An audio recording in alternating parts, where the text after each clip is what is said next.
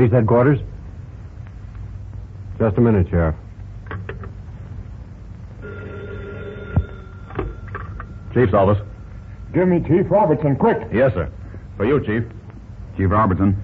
This is Sheriff Klein, Harmonsville. We've just had an earthquake. Half the town is in ruins. We need help and need it quick. There's another one now. We've just... Hello? Hello? Hello? Peters, it's an earthquake.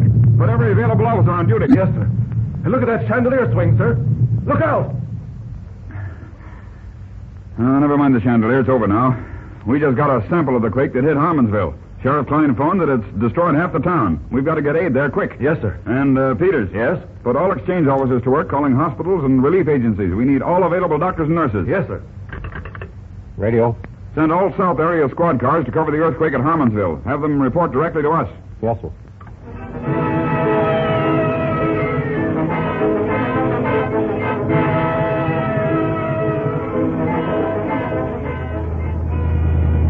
Calling all cars. Attention all cars. Cars 21 to 55 depart immediately to investigate the earthquake at Harmonsville. Western District Patrol will move into southern area and take up local patrol. Calling all cars. Attention all cars.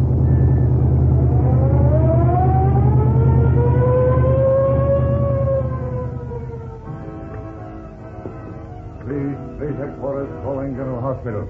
There's been an earthquake. Police headquarters, doctor. All doctors are needed at Harmonsville on emergency Police headquarters. We need all available nurses at Harmonsville. Earthquake. Emergency. Order company 6, 12, and 14 to aid the Harmonsville Fire Department. The whole town is in flames.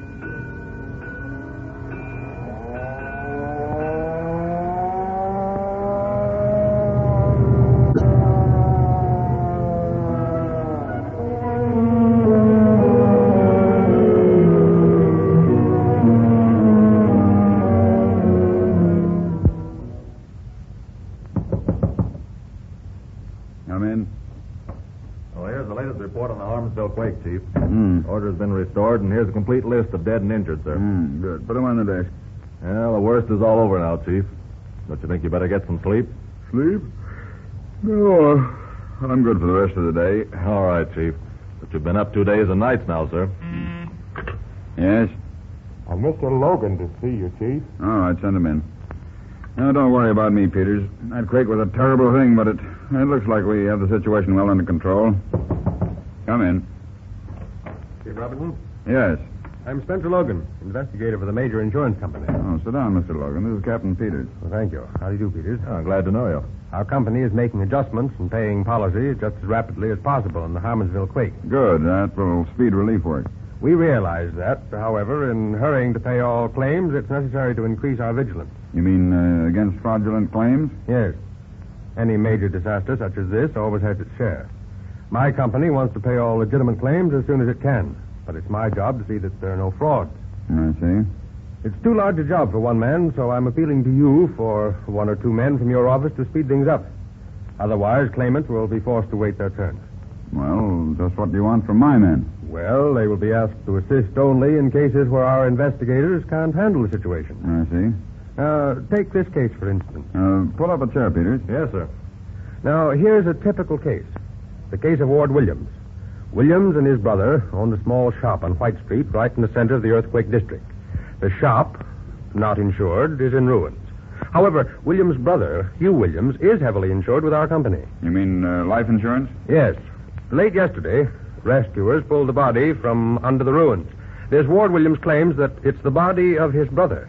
He identified it in one of the temporary morgues. He also produced a $50,000 policy and demanded immediate payment. Well, that's not strange, is it? No, that part of it isn't. However, I was present when Williams identified the body by the clothes and shoes. He appeared greatly grieved. But another merchant asked him if he was sure that the body was that of his brother. Williams was shaken and answered in a menacing tone, "Sure it is. And nobody better say it isn't." Mm-hmm. Uh-huh. Now, it's been my experience that anyone who has the least possible reason to believe a relative alive will grasp at the hope of any suggestion to that effect. Yes, that's right. Not only that, but I took the other merchant aside and asked him why he suggested that the body might not be Hugh Williams. And he told me that as he, the merchant, ran from his store, he thought he saw Hugh Williams and his brother run into the street. Well, were there any other employees in the shop at the time of the quake? No, but we have only Williams' word for that. Well, what do you propose to do? Well, in this particular case, I propose to enlist your aid in finding Hugh Williams, whom I believe to be still alive. You mean you believe him to be in a plot with his brother to collect the insurance? Yes. In which case, finding him will prove very difficult, as he would naturally go into hiding until after the claim had been paid. Well, if our cooperation will speed relief, I'll be glad to assign a few men to you. Well, thank you. And just as a starter, Chief, I'd like to take a crack at this Williams case. All right, Peters. If you've any ideas on it, I'm sure that Mr. Logan will be grateful for your assistance. Indeed, I will. All right. Just give me this Williams address, and I'll soon have a report for you. Yes, sir, I got some ideas of my own on this thing.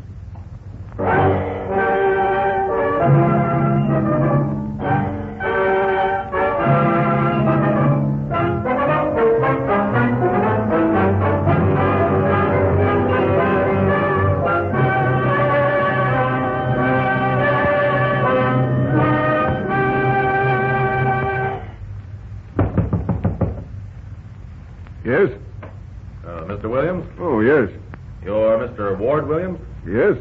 I'm Captain Peter, Central Police Station. There's a little matter I'd like to talk to you about. Certainly, Captain. Come in. Oh, thanks. Sit down here, Captain. Oh, thanks. I can't stay long. Mr. Williams, one of our patrolmen picked up a man about 45 who'd been struck by a hit-and-run driver. When this man regained consciousness, we asked his name, and he claims he is Hugh Williams, but doesn't know where he lives. Hugh? The doctor says he's suffering from amnesia, loss of memory, and I thought he might be your brother. My brother Hugh is dead. I saw him with my own eyes as they pulled his body from the wreckage of my store. You're positive in your identification? I am. Well, I guess that's that. This fellow's name may be Hugh Williams, but he's probably not the person this adjuster thinks he is. No. Adjuster? Yeah, a fellow named Logan, investigator for the major insurance company. You see, his idea is that during the confusion of the quake, your brother ran from the building before it fell and was making his way to the city when he was struck by an automobile. I'm sorry, Captain Peters, but my brother was buried yesterday. This other is a case of mistaken identity. Yeah, that's what I figured, Mr. Williams. The fellow ought to know his own brother, but the insurance company isn't taking any chances during a time like this. The investigator is going to have a talk with this fellow tomorrow morning. The poor guy won't last long, and the adjuster figures he'll talk before he dies. You say he's in the hospital. Yeah. Which one? Oh, I don't know. I saw the name in the paper, but I'm not sure. Why? Are you interested? Huh? Oh, no. Well, I'm sorry I bothered you, Mr. Williams. That's all right. Well, so long. I'm sorry about your brother. Thanks.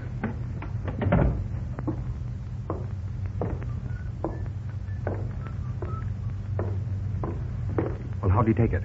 Just like I thought he would, Logan. He was startled when I sprung it on him, and he sort of calmed down, and just before I left, he tried to ask, unconcerned-like, where this man was.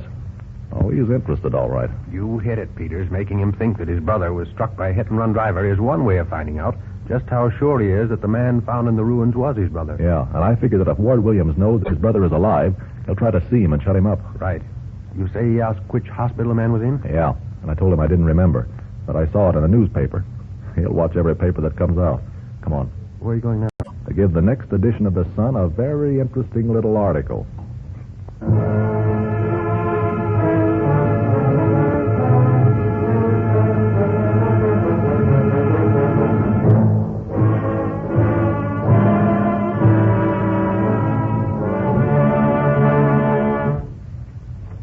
Did you get the paper? Yes. It's in the home edition. The one Williams will most likely read. Oh, good. Let's see it. It's on page 1, just as you gave it to them. Oh.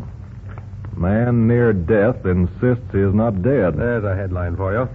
An unidentified man, about 45, lies dying in Providence Hospital, insisting that his name is Hugh Williams.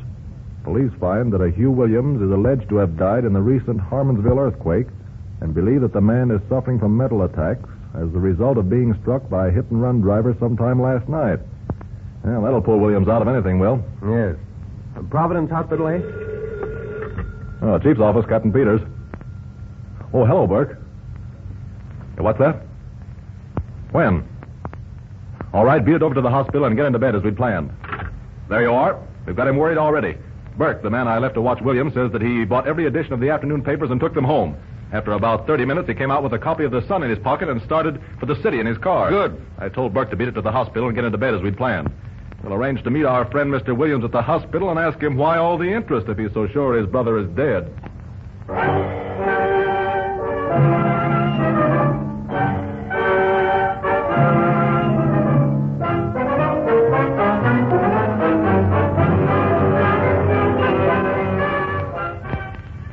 Everything all set, Burke? Yeah. Well, get into bed and pull the covers up around your neck. Okay.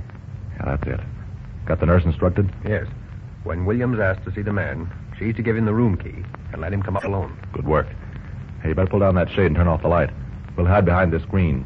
Williams should be here any minute. Right. Good. Now, there's just enough light in the room to see the bed. You all set, Burke? Yeah, this is a cinch. All right. Get over here with me, Logan. I figure we won't have to long to wait. Say, I'm getting... Somebody's at the door. He's trying the knob.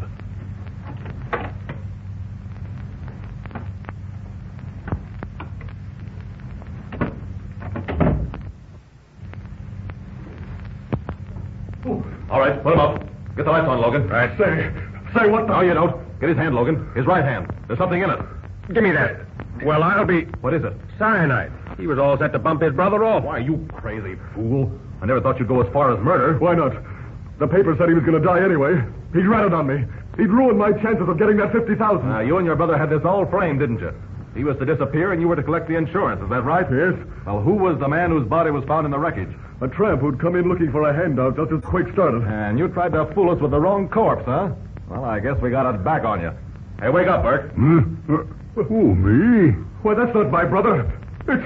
It's a trick. Yeah, you were tricking us and we were tricking you. Take him down, Burke.